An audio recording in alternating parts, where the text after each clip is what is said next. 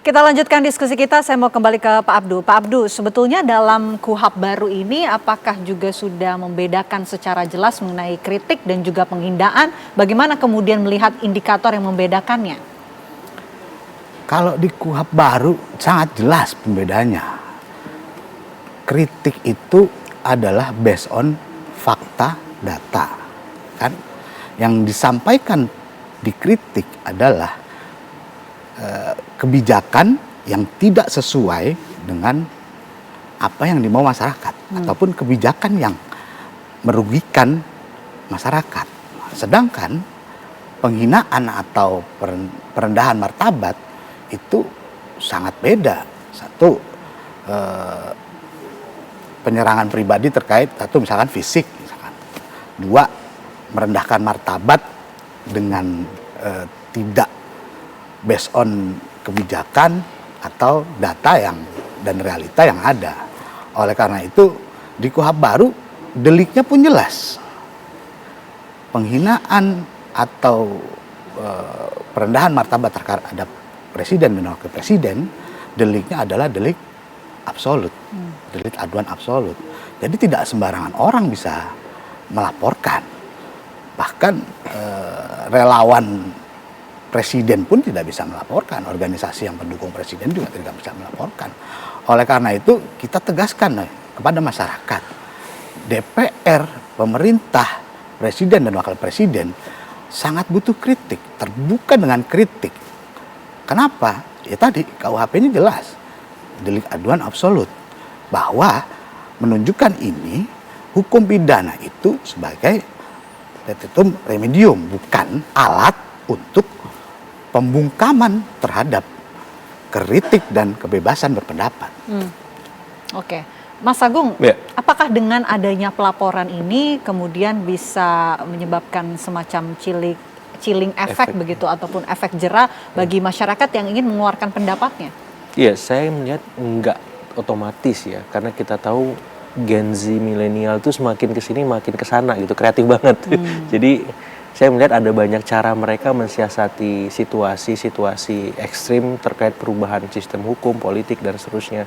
Apakah lewat sosmed, sekarang pakai layanan platform global gitu. Kita nggak pernah kepikir untuk, ya mungkin kali pertama ada komika berhasil masuk dalam sebuah streaming platform global, dan sekarang trending untuk negeri kita gitu. Jadi di satu sisi ya ini sebuah terobosan gitu, bahwa ke depan yang makin banyak terobosan-terobosan baru oleh Gen Z milenial ataupun masyarakat kita untuk mengkanalisasi kritik mereka ketika secara formal politik itu memang terkondisikan ya. Misalkan biasanya kan kritik disampaikan di ruang jalanan, di parlemen ataupun di media massa semacam ini, tapi lewat tontonan ternyata bisa juga gitu loh.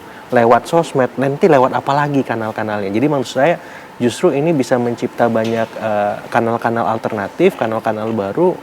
Ya gimana caranya kritik itu terinstitusi supaya apa? Pemerintah, ya stakeholder terkait itu bisa mendengar terus.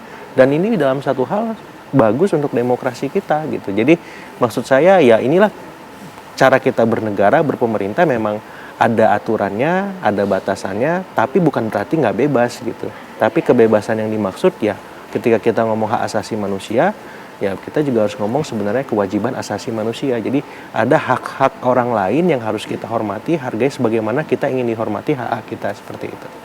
Oke, saya mau kembali ke Pak Abdu. Pak Abdu, apa yang kemudian didorong oleh DPR, terutama Komisi 3 DPR untuk kemudian memastikan bahwa semua yang menyampaikan pendapatnya bisa terjamin begitu, tapi dengan batasan apa yang dikatakan oleh Mas Agung, kritik boleh tapi harus tahu etikanya. Ya itu tadi yang disampaikan Mas Agung. Semua berhak untuk mengkritik ketika memang pemerintah punya arah kebijakan yang salah. Kan? Ketika memang kebijakan pemerintah itu merugikan masyarakat. Tapi tadi harus ada etika dan batasan. Kalaupun ruang-ruang seni, ruang-ruang komedi yang dimanfaatkan oleh teman-teman komika untuk menyampaikan pendapatnya bisa dimaknai ini hal positif kok.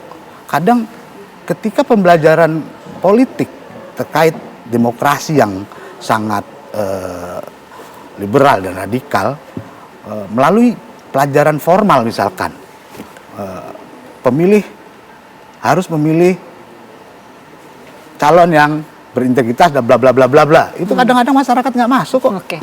Ini dengan adanya komika Komika yang lebih bisa mudah. menyampaikan dengan Ya. bahasa yang sederhana, bahkan dengan bahasa yang bisa diterima oleh semua kalangan dan semua segmentasi pendidikan, itu bagi saya hal yang positif dalam pendidikan berpolitik Oke. di masyarakat.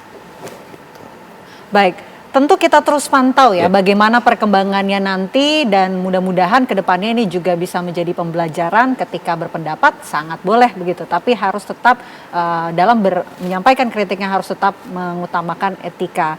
Terima kasih banyak Pak Abdu, terima kasih juga Mas sama-sama. Agung telah bergabung bersama kami di Apa Kabar Indonesia malam.